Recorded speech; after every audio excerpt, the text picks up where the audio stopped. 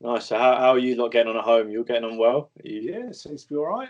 Yeah, Really? yeah, Yeah. I think even sort of Phoebe and Olivia sort of getting on all right. I mean, they get on pretty well anyway. But I mean, there's not much friction at all. So, I mean, I think we're quite lucky is that we've got a house. Everyone's got their own space, so that's quite nice. We've got sort of decent garden and that. And we've got quite a good location. So yeah, I think we all get on all right anyway. So yeah. yeah, so Whereabouts are you based? Are you Surrey area or? yeah, Reigate.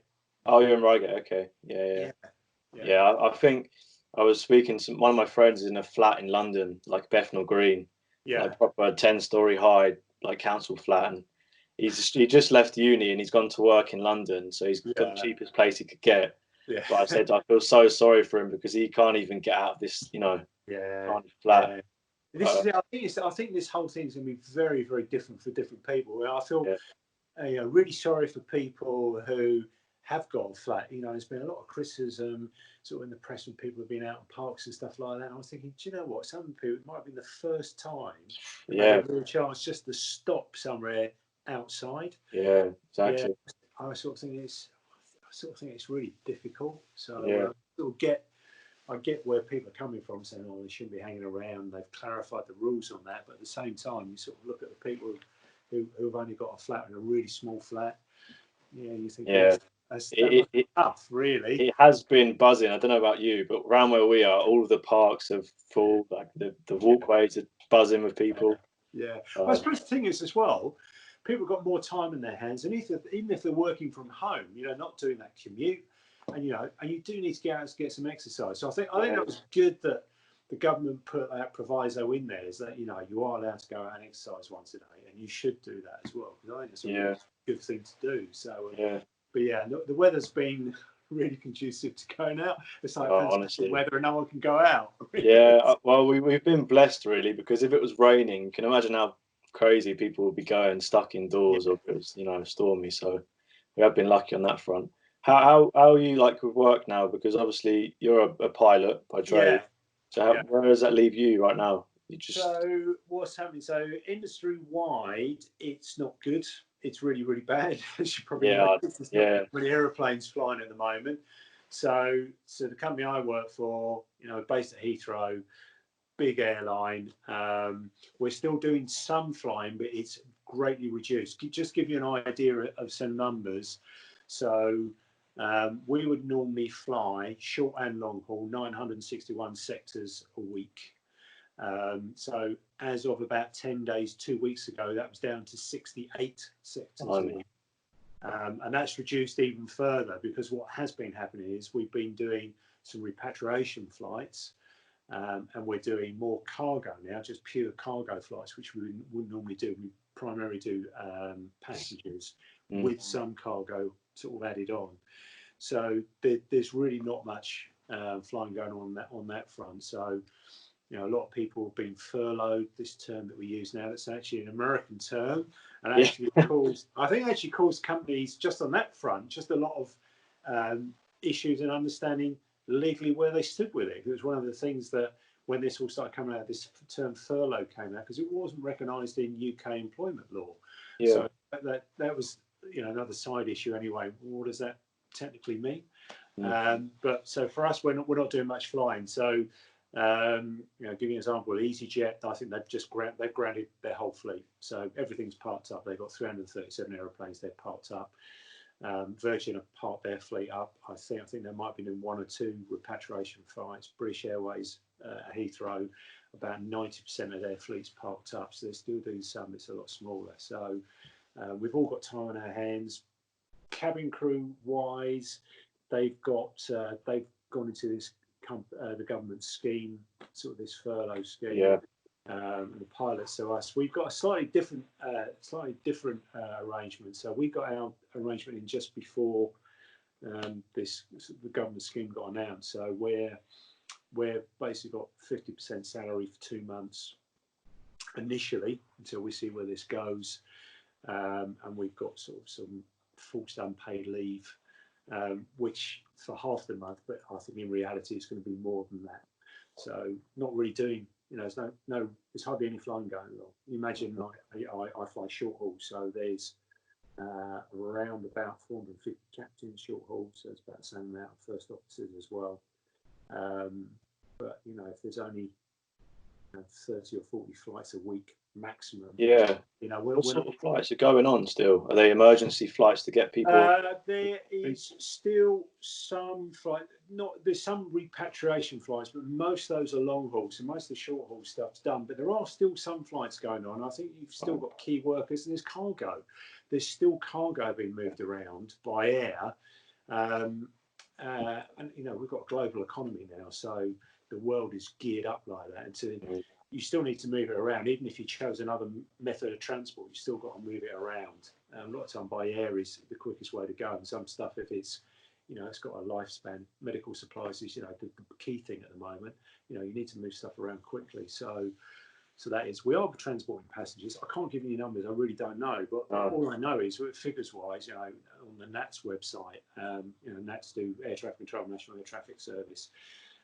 They said, I think figures are down 89–90% on this time last year. So that's how much air traffic's down. You've only got to look on their website. They've got some fantastic stuff. Yeah. A year and look at it and what it's like. So we've got a lot of time off now, which is quite novel. It's good and bad, isn't it? Yeah, I've got to say, I'll be honest with you. At the moment, I suppose for a lot of people, people are in different places with this. Some people, they lost their jobs very quickly. Some people are, have had their contracts suspended, or they're on reduced pay, or they're in the furlough scheme. So I think people are in different places with it. Some people aren't affected by it at all. People in NHS are working flat out trying to keep up with this. But we've got a lot of enforced time off, which, to be honest with you, personally, I'm quite enjoying it. It's quite novel, because normally life is really, really busy, and it's just giving you a time just to sort of kick back a little bit, So there's lots of stuff to do. There's always stuff to catch up with. There's a bit of DIY and stuff like that. But it's quite novel not having that time pressure. Like, right, I've got to be up at stupid o'clock in the morning because I've got a report at 5 o'clock for a flight, and stuff like that. So it's quite nice not having that time pressure at the moment. Sort of a month's time, I'd be feeling a bit different. Yeah. At the moment, it's the thing, isn't it? It's a waiting game. At the moment, this is, I'm enjoying the upsides of it at the moment. You can't do anything about it. Yeah. We've all got to get through this. So the government announced today we've got another 3 weeks of it, because the measures are working, but we need to keep on top of it. So. But sort of going back to your question about the industry, what's happening with us, obviously it's having quite a significant impact. So I think they're saying globally, aviation is likely to lose £250 billion this year. Yeah, I've read quite a lot. Which is a massive amount. And there are going to be some casualties from this, and even just fleet plans. What airlines were planning to do, what they envisaged that the demand was for the next coming years has already changed now. They're just saying this is having such an impact. Even if it picks up after this, it won't be at the same level as before. So do you think, I know some airlines are on the brink of potentially going under without some financial support. Yeah. Do you think you'll see certain airlines go bankrupt, or do you think they're going to be supported by government funding? I don't know what the current situation is. I suppose the thing is, there probably will be some funding for some airlines, but I'm not sure how far they're probably are. The attitude is slightly different in different countries across Europe, and also some of the ownership structures of airlines now are quite convoluted. So it's not quite the same as it used to be if you went back 20 years or so, where a British airline was registered in the UK, where all the certification and regulation was. It's you have European airlines now, so they can have a base here that's what's in the laws of that country, and another base somewhere else, or another country, but they're all under the same umbrella as far as it's X-Line Alpha, just to give an example. But so to you it looks like that, but they've got all these different bases and different national contracts all over the place, so it's not quite so straightforward. So you may find that when it comes to bailouts with certain companies, the national government will only be able to deal with that airline based in their countries. There might be other bits of it that they can't deal with. So You know, some of the low-cost carriers as well got some quite convoluted structures. Yeah. And also, with you know, you hope everyone survives, but you're just looking at the fact. Oh, sorry about that. That's right. You just look at the forecast for capacity. No one's saying they're going to have the same capacity coming out of this that they did going into it. You know, the forecasts are for this year that we're probably going to be down to something like 80%, and then going forward, it'll probably take maybe 3 years to recover to the level we're at now, and even then, it might not be at the same level. So, do you think people will cut down on flying altogether because of this? Do you think it'll be like I know like people rely on it heavily for work and travel and all these sort of things, but I know it's your career. I don't want to like, but I I've mean, read a lot of things. I think it's a really good question, and with all these things, it's difficult to say exactly. And you know, no one's got a crystal ball. I think you can probably, you know, I think the industry has got a good take on where it is, and I think this year capacity is now going to be 80% of what it was. You know, which is a significant drop, 20%. At the end of the day, that's 20% less airplanes, 20% less flights, 20% less people. Possibly not, maybe quite that cut and dried, but something along that. I mean, it'd be something like that. But it'd be really interesting. What we are seeing at the moment, forward bookings are really strong for the winter already. They're up on what they were last year. Oh, really? Okay. I think there's some reasons for that. You know, everyone's flights have been cancelled, but they've got the option to rebook in the future. So, and I think the airlines and tour operators are encouraging people to do that. And one of the main reasons is they're trying to, even though people are entitled to a refund, they're trying not to go down that route because it's cash flow. It's all about cash flow. That's what kills business. A lot of the time you might have a viable business, but you haven't got cash to pay your bills. That's what kills the company. So I think they're trying to encourage people to rebook. So you're seeing that. And I think lots of people still want to travel. I think what we're probably going to see is there's going to be a lot of people financially really hurt by this that's going on at the moment. So that's going to take, I think, maybe obviously it's going to affect the whole part of the economy. And I don't think anyone's saying coming out of this, the economy is going to come out unscathed. It's going to be painful. It's going to be more painful for some people than others. And even the situation I'm in now, so we don't really know where this is going.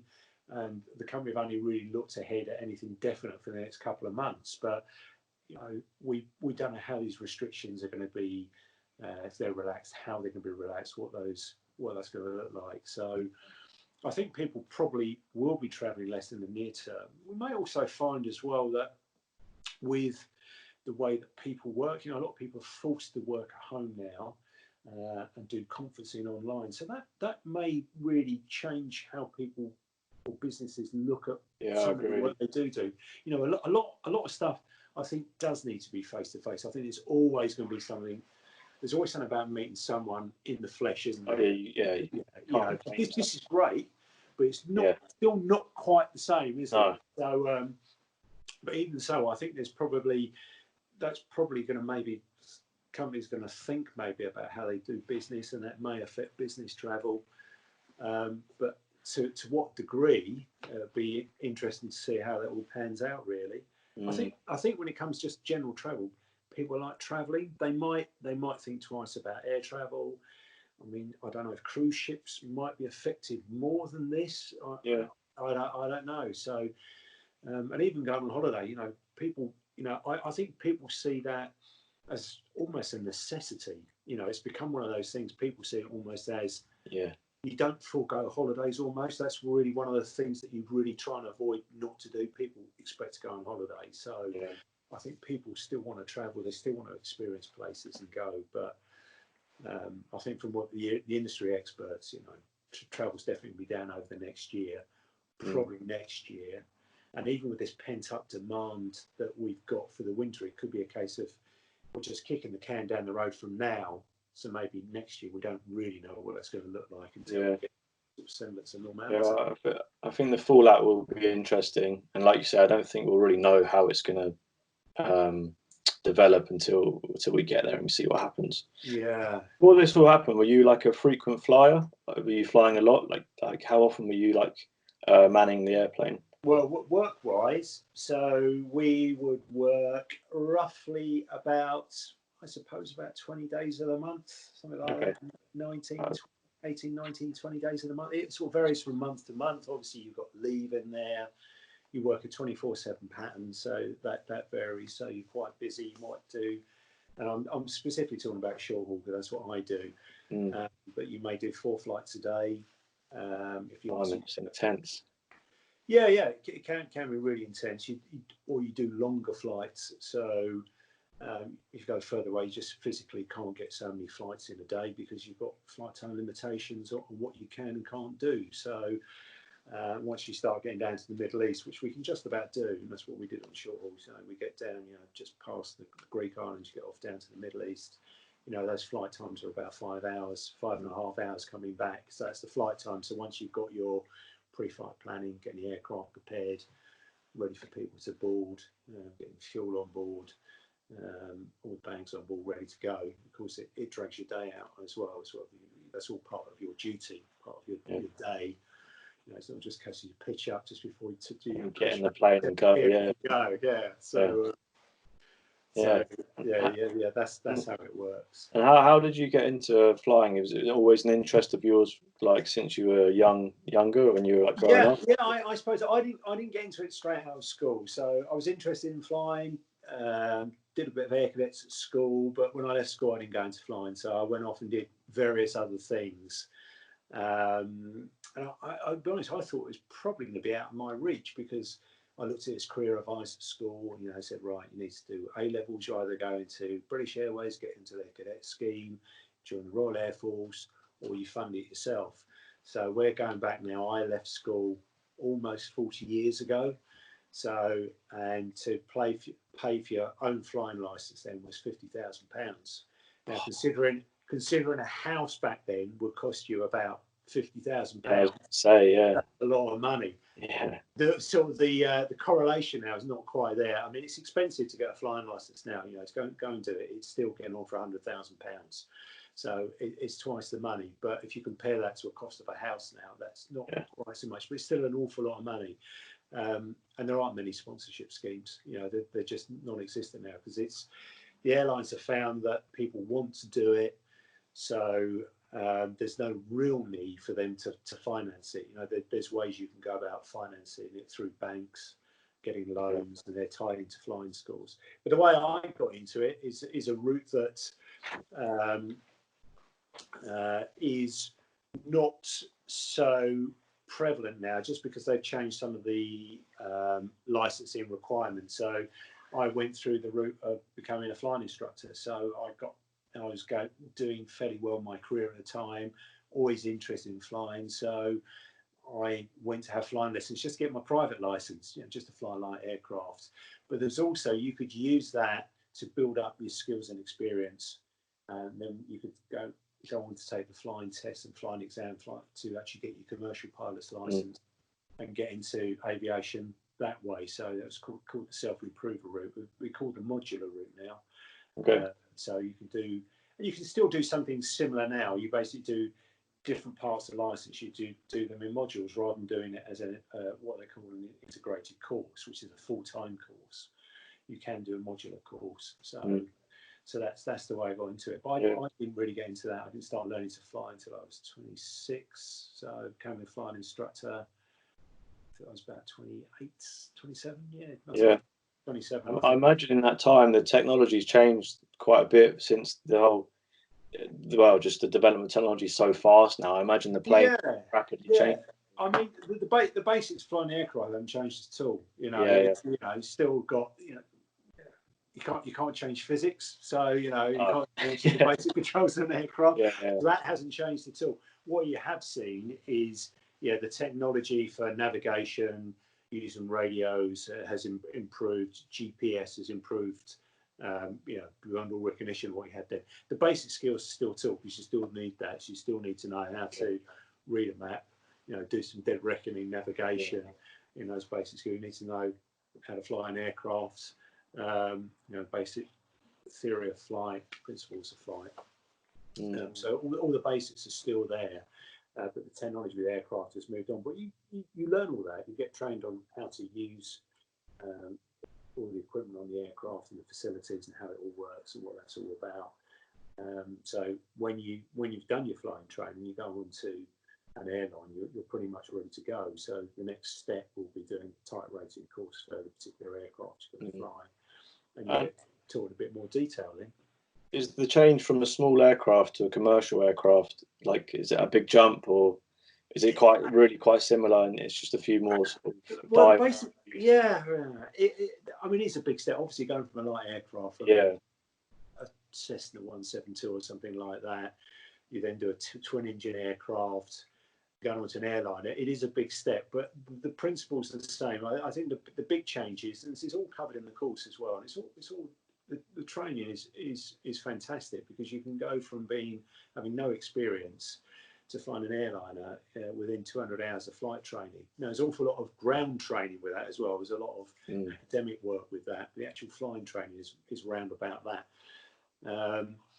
But you go, the real changes are going from what's essentially a single crew operation, so just you as an individual pilot operating the aircraft, to multi-crew operation. So that's where you had two pilots operating the aircraft. It's a much more complex operation.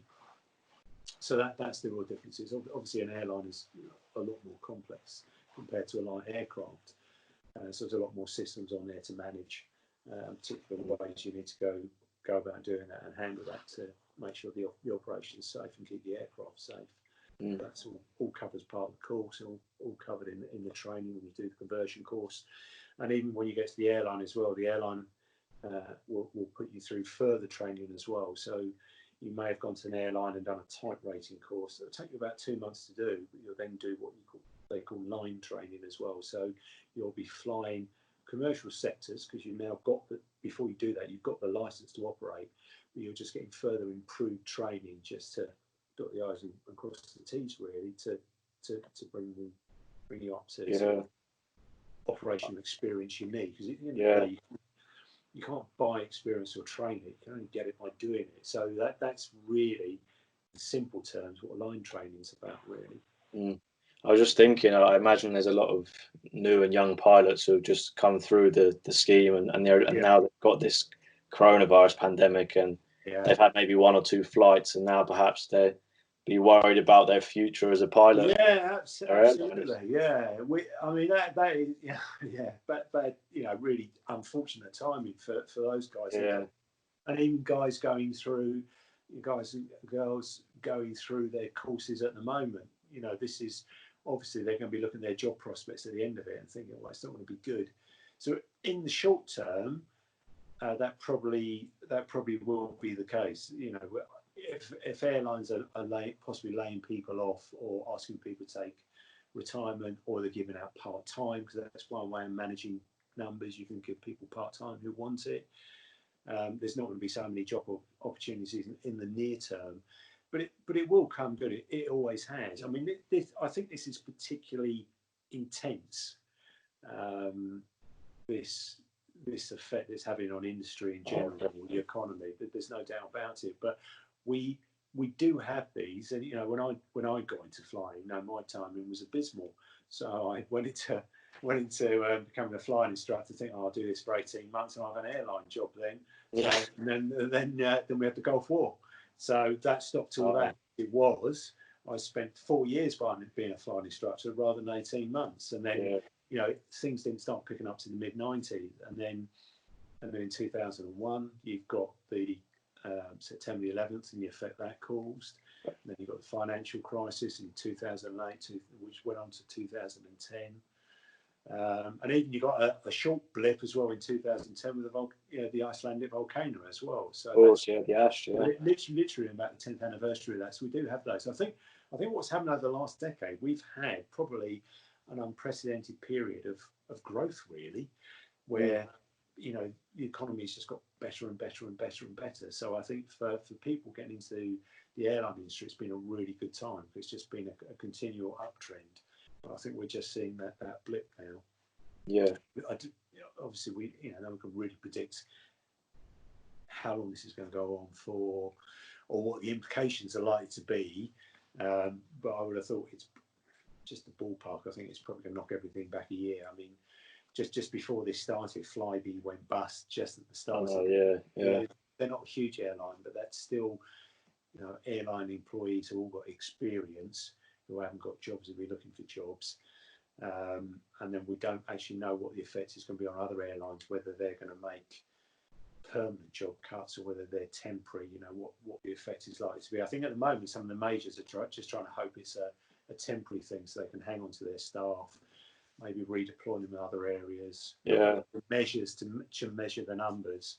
Because I find it difficult to understand how the budget airlines can cost in £30 return flights to certain parts of Europe, £20 flights, and it's like the fuel, the staff costs, all of these costs. It doesn't make sense sometimes, to me anyway. I'm sure it does on pay. Obviously, it doesn't. Yeah, I mean, revenue management's really not my thing. I just fly the airplane. Yeah. So that's a whole. I just find it so absurd. It's so cheap. Yeah, and I think obviously with the price of the ticket, I think what you'll find is when you sat on an aircraft, you might have a cheap ticket, but there might be somebody else who's paid 3 times or 4 times the price. Yeah. Depending on when they bought that ticket. So I think if you know where you want to go early on, you can get a really good deal. So I think one of the things is, you know, I think airlines got very good at filling their airplanes up now. You know, load factors are really high. Yeah. They're well into their 90%. Where if you go back a decade or 2 decades, they might be lucky if they're pushing 80%. So they've got a lot better at managing, I think, you know, yields on aircraft, getting more people into them as well. So the configurations now as well, they've got more people in there. But yeah, the whole revenue management thing, yeah, that's all voodoo to me. So it's to me.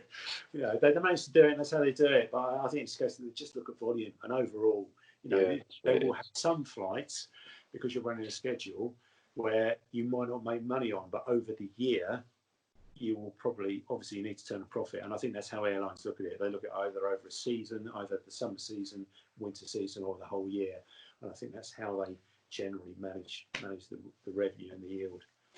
Yeah, now that's probably why if this goes on for too long, it could be detrimental to a lot of them. Yeah, absolutely. Because, you know, there's only so much cash. So even those companies that are really well financed, you know, I think, you know, Virgin have been, or Richard Branson's been asking for funding. So I think the government sort of pushed back on that initially, saying, you know, really should look at other sources of revenue. Yeah, I did see that. And I think, you know, Virgin's a bit of a slightly complex as well, because obviously Richard Branson, his Virgin Group owns some of that, but then a lot of the airlines owned by Delta, who are an American company, the most profitable airline in the world as well. Right. So I think it does, the structures of companies does start to get a little bit complex as well. We look there, but you know, British Airways, for example, they're owned by IAG, who have got quite a lot of cash, but with all these things at the moment, it's all cash burn, even though they've dramatically reduce their outgoings. Obviously, you're not flying so many aeroplanes around, so you're not burning so much fuel. You're trying to park your aircraft up, so you've got lower parking charges. You've laid a lot of your staff off as well, so you've reduced staffing costs. But even so, there's still a limit on what you can do in reducing your cash flow, and there's still stuff going out, which I think is one of the prime drivers with airlines trying to encourage people to rebook rather than take refunds, even though people are entitled to refunds. You know, that's perfectly within their right to do that. I think that's one of the reasons airlines are really just trying to encourage people to rebook rather than take a refund. But with all these things, it can only go on for so long, and then it starts to really hurt. And I think the government, you know, they're recognising that. I think it's a difficult balancing act. Obviously, you've got to contain the coronavirus, so if it peaks and it flattens out, you know, we're going to be in this lockdown. So, but at some point, you want to come out of this, so you can start getting some semblance of normality.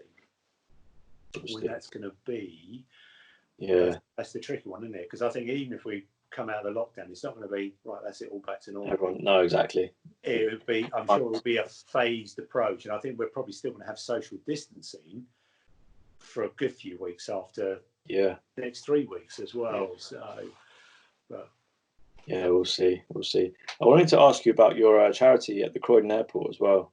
Tell me about briefly. What's your role in that? Did you actually head of the organisation? Historic Croydon Airport Trust. I'm the chairman. So we've got a small band of trustees who run it, 5 trustees who run it, and we run well, essentially, I suppose it's a micro museum. It's a small museum at the old London Croydon Airport, which really was Britain's first airport. So it was the predecessor to Heathrow. So back in the day when air travel started, that was Britain's major airport. So we run a museum there, so it sort of charts the history of air travel. The building there on the Purley Way, the main building itself is now a business centre. So we just run the museum, which is in the old control tower. We've got an archives as well, which is off-site in another building. So we run that. Yeah, fascinating bit of history, really. And it's quite poignant on what we're talking about today, because really that's where Britain's air transport industry was born. So there was a temporary airport at Hounslow Heath, where the first commercial scheduled flight started 25th of August 1919, and then operations moved to Croydon on the 29th of March 1920. Ex-military airfield, history goes back to World War One, and really that's where all the infrastructure started getting built. So what stopped Croydon developing more? The reason they couldn't develop it is because you couldn't really expand the site. So you had grass runways, you never had tarmac there. It's alongside the Purley Way. Yeah. And then the other side of it, you've got housing, built up area. So it was really hemmed in, so you couldn't really do anything with it. You only had about 1,200 metres of grass. You know, for a jet, you need 2,500 metres.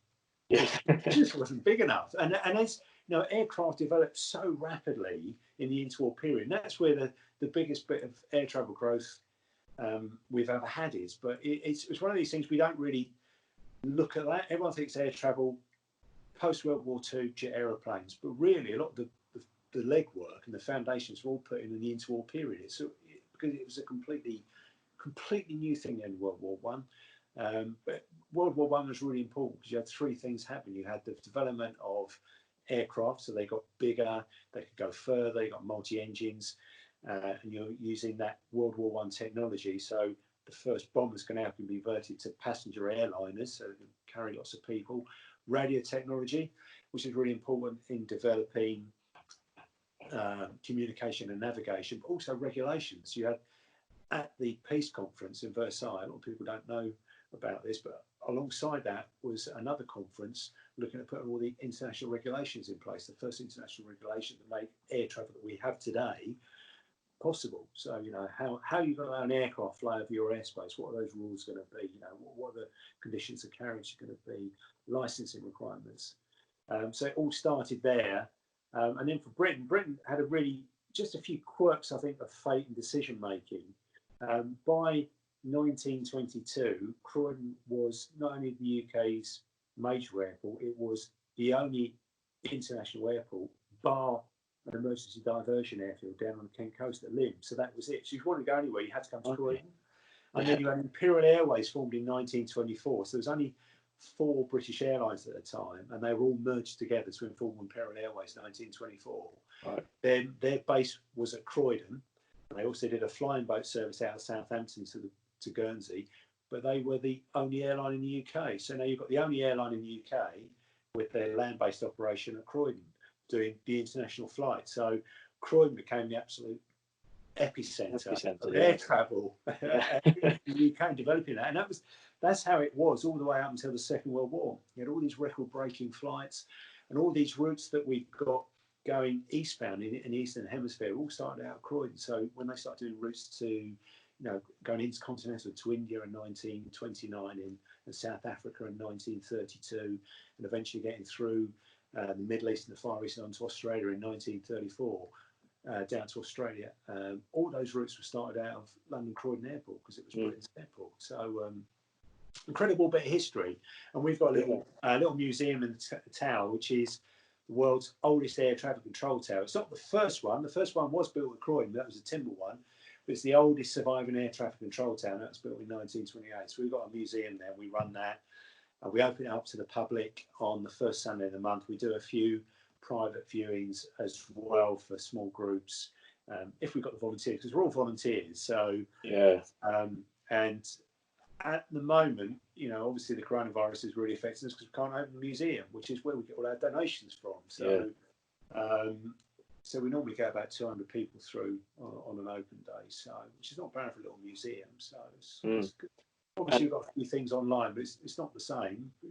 Yeah, no, right. It's not the same as museums. They can't function without real people being there. Experience, isn't it? So, yeah, absolutely. And were you there from the very start of that museum? Did you say? No, I got involved. So I became chairman of the charity in 2013. Now, so I sort of threw my hat into the ring to do that and take trusteeship and run it. So I've been doing it ever since. But the museum was put in place in 2000.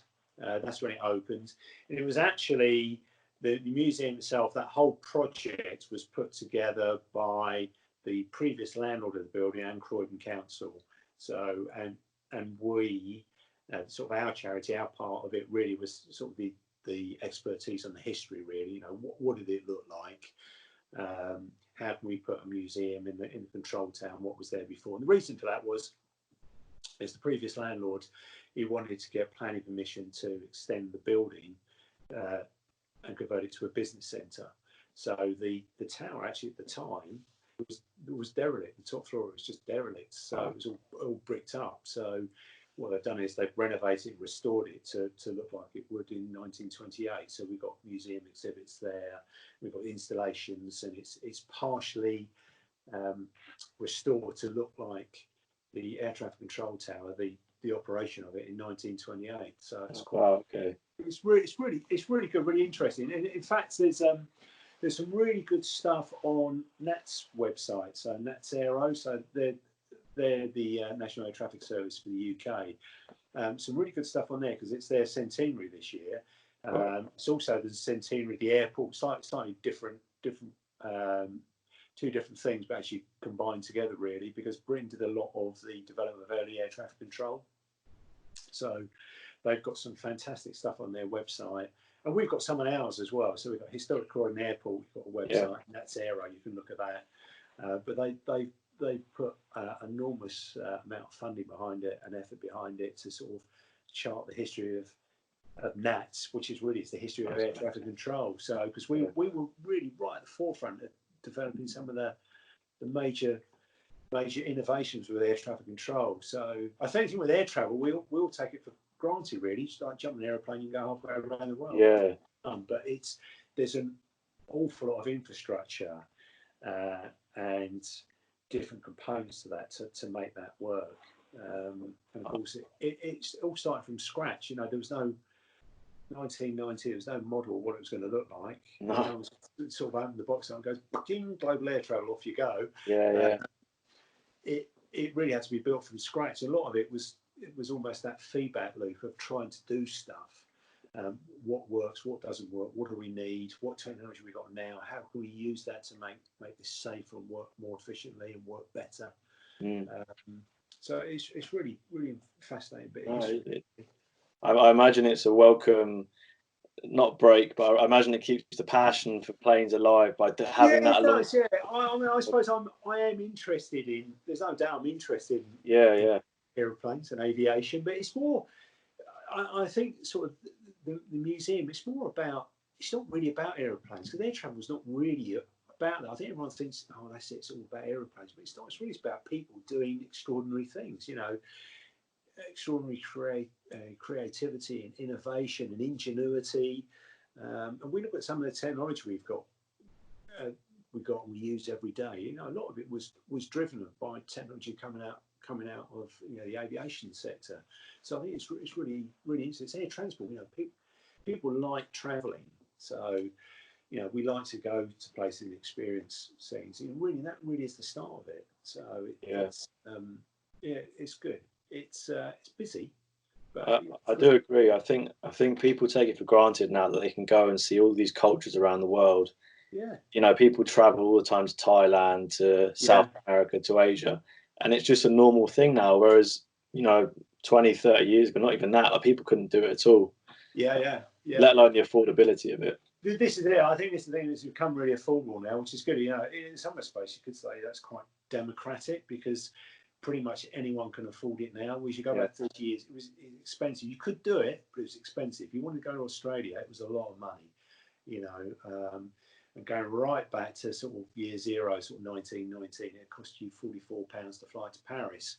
Now, your plumber is a skilled worker back in 1919 was earning £12 a month. You know, it shows you how expensive it was. But now it's not, and it is so easy to do it now. You just, no one thinks twice about going somewhere. You can actually go and really experience, you know, like a completely different culture. You know, that's a really amazing thing to be able to do. I think it's good. It's, you know, there's always pros and cons with aviation. Obviously, there's a downside. There's the environmental factors. I mean, aviation does try to reduce its impact. You know, it is well aware, and they're always trying to reduce fuel burn. Yeah, a lot of flights are carbon offset, aren't they now? Yeah, there is. I mean, one of the big things that, you know, we're really looking for is that a real big step change in technology, so you can get the power output out of an alternative type of engine. For example, electric cars, we've seen how they've come along now with Tesla and other people, you know, and they've revolutionized the car market. But with aviation, you know, jet engines chuck out so much power, and you just cannot go those from electric engines at the moment. But, you know, they will get there. It's just a matter of time. Yeah, there's small scale electric and I think hydrogen powered planes as well that they've but obviously turning that into a commercial airline is just a completely different ball game, isn't it? Absolutely, yeah. And you can even see with technology, the technology now, you know, Rolls-Royce, where they've got their engines fitted to the 787, and they've had a few issues with the engine because it was pushing the boundaries of engine technology, and they're immensely complex. You know, the technology they use, I mean, the fan blades, so like the big propeller basically in the front of the engine, you know, that's one giant crystal. They grow those blades. So out of one giant crystal, they're really pushing technology, and they've got a and the engine itself has, you know, the blades themselves have got a special coating because the actual temperature, the hottest part of the engine runs at above the melting point of the component, so it needs these special coatings, and it's got special airflow to actually manage it with that. So you're really pushing the boundaries of technology to try and reduce the fuel burn on it, to reduce the hydrocarbons, you know, making more and more efficient. They're always pushing it, but of course, there's only so far you can go with technology. And Rolls-Royce just have a few problems with that technology, not quite working in some areas to the level they're expecting. So it's difficult. I feel like, you know, airlines get a bad name and bad press, but it's supply and demand. People want to fly, so they have to supply the goods. And I always feel it's a really difficult one as well to try and balance, because I think people are quite aware of the carbon footprint and trying to minimise it.